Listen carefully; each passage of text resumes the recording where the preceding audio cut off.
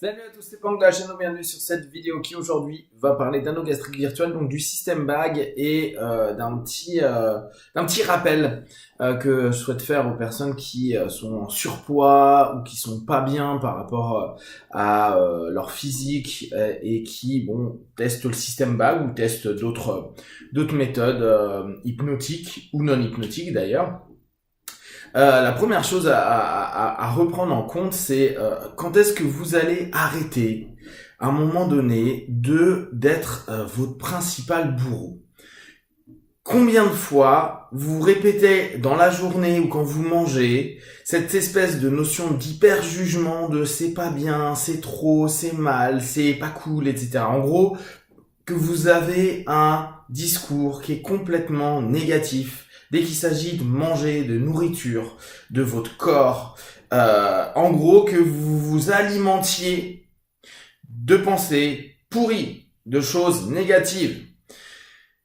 C'est marquant de voir à quel point on peut se bouffer par nous-mêmes des trucs qui sont gros comme ça, qui sont négatifs, qui sont pas cool et qu'on entasse.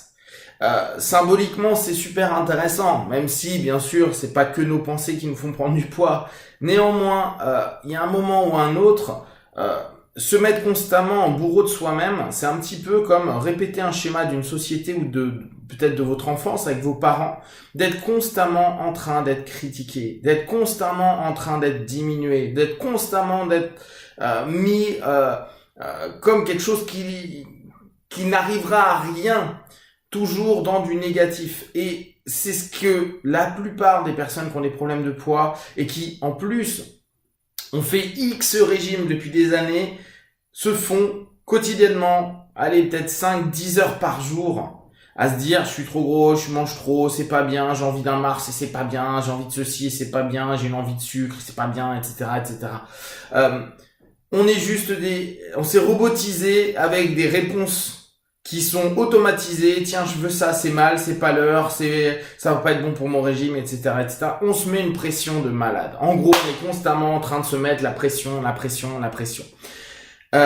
Et si vous avez pu remarquer sur votre expérience, et prenez juste votre expérience, si réellement vous mettez la pression de dingue et vous dire, je mange pas ça, je fais tel régime, maintenant je suis en hypo machin, etc., etc., ça marchait.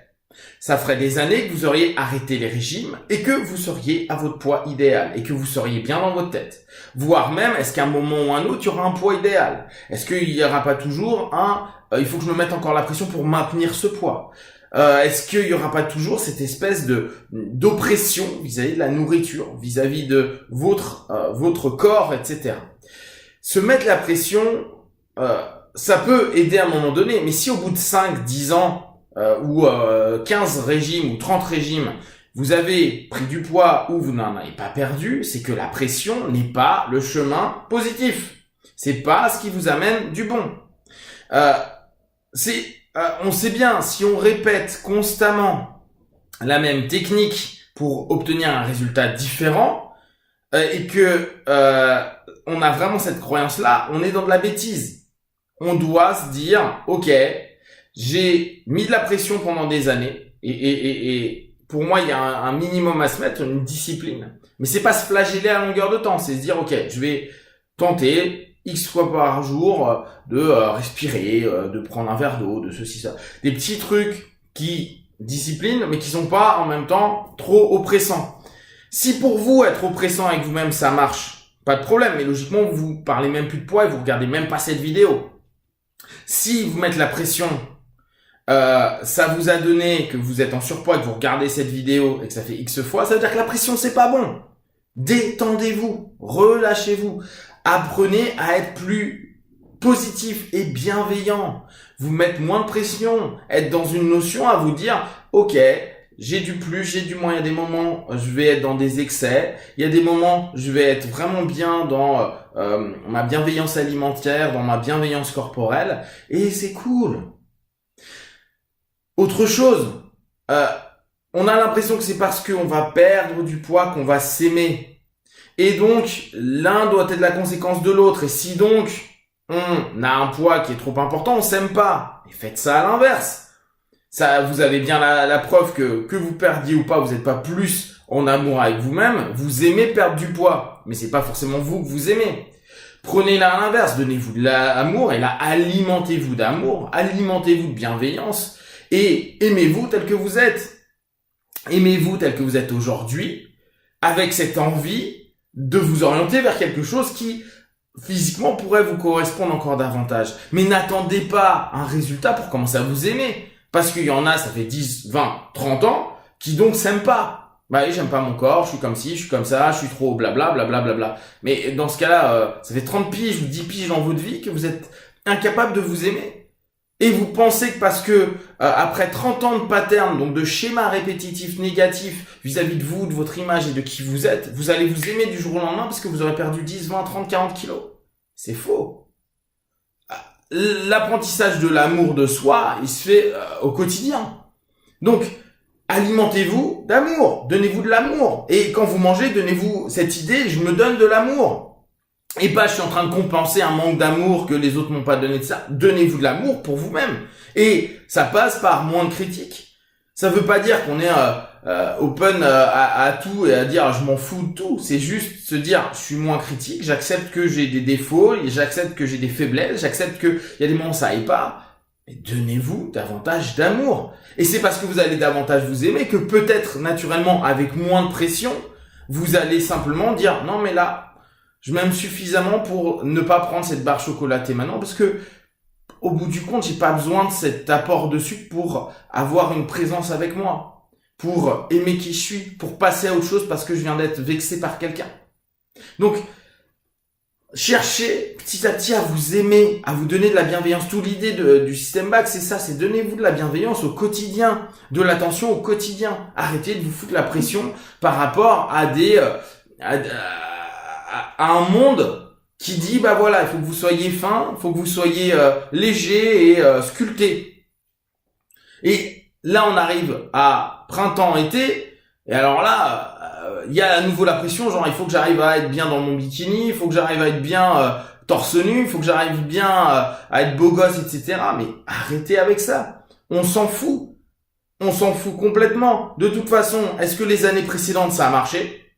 Prenez simplement concrètement. Est-ce que vous étiez vachement fit? Est-ce que vous étiez hyper dessiné les autres années? Oui, non. Si au bout du compte, vous avez perdu un peu de poids ou vous en avez pris un peu, ça ne changera pas par rapport aux autres années. Donc, n'allez pas sur une idéalisation stupide que vendent les médias ou vendent les magazines pour faire de l'argent et allez vers quelque chose de bienveillant et vous dire, bah, je serai comme je serai cet été et je m'en fous. Le tout, c'est de me donner suffisamment d'amour et m'alimenter de choses positif pour moi, pour justement me sentir plus en phase, me sentir plus plus tolérant et être beaucoup plus englobant avec moi. Respirez un petit peu et dites-vous juste je me relâche. Quelle est cette obsession du poids? Pourquoi vous êtes obsédé par la bouffe? En bien ou en mal, manger ou ne pas manger, mais juste prendre de la distance et se dire, ok, cool, j'ai envie d'y penser, j'y pense, j'en veux, j'ai faim, et c'est pas grave, je mange plus aujourd'hui ou je lis souvent, j'ai déraillé un peu ou j'ai pas tenu pendant 5 jours. Et alors, vous passez sur des années et vous allez vous engueuler parce que une fois tous les mois ou tous les 2 mois pendant 5 jours vous partez en vrille. Et alors? C'est pas grave. C'est pas important. Vous donner de l'amour, c'est aussi vous donner de l'amour dans vos défauts. C'est vous donner de l'amour dans tout ce qui est un peu obscur. Vous n'êtes pas parfait, vous serez jamais parfait, et avec 20 kilos ou 30 kilos de moins, vous serez toujours pas parfait. Aimez-vous tel que vous êtes maintenant, parce que vous n'allez pas changer intérieurement, parce que physiquement vous allez changer. Donc commencez à se donner un peu plus d'amour, un peu plus d'écoute, un petit peu plus de respect, et se dire bon bah voilà, là aujourd'hui je suis ce que je suis parce que je l'ai décidé d'une certaine manière, dans mes choix, dans mes modèles que j'ai créés automatiquement pour plein de raisons, compensation et tout. Commencez là simplement à vous redire, je me redonne de la bienveillance. Oui, j'ai pas besoin de me mettre la pression. Ça fait X années que je suis comme ça, et si ça me prend 1 an, 2 ans, 5 ans, ça me prend 1 an, 2 ans, 5 ans, et cool.